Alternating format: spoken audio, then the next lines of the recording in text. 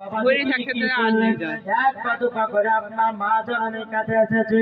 আমার নবীজি তিনার মায়ের দিকে তাকাই রে বাবা, আমার মা নবীজির মা চেহারা দিকে বাবা টুক টুক টুক টুক করে তাকাতেছে।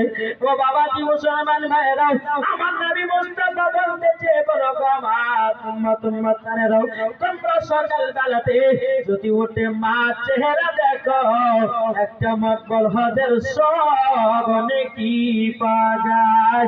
জোর বলুন সুবহানাল্লাহ।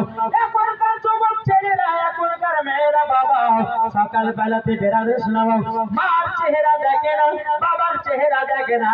ঘুম ভাঙলে বাবা হোয়াটসঅ্যাপে, ঘুম ভাঙলে ফেসবুকে, ঘুম ভাঙলে বাবা মেসেঞ্জারে, ঘুম ভাঙলে বাবা ইউটিউবে।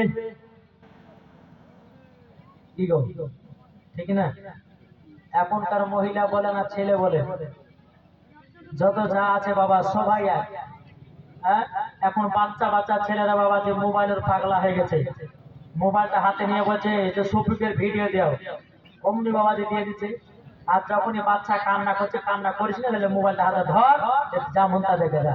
মা তো কান্না থেকে বাঁচাছে।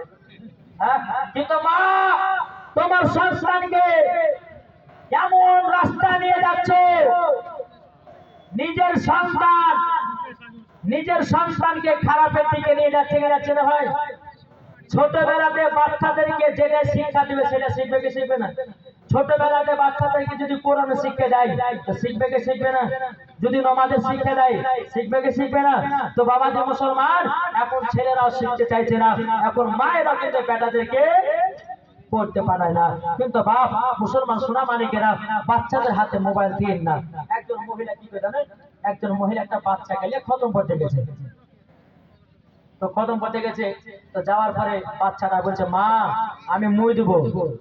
আচ্ছা কথাটা ভালো লাগছে আপনাদের শুনতে। তো মা বলছে হারে বেটা এত লোকের সামনে এই কথা বলেছেন ঠিক আছে?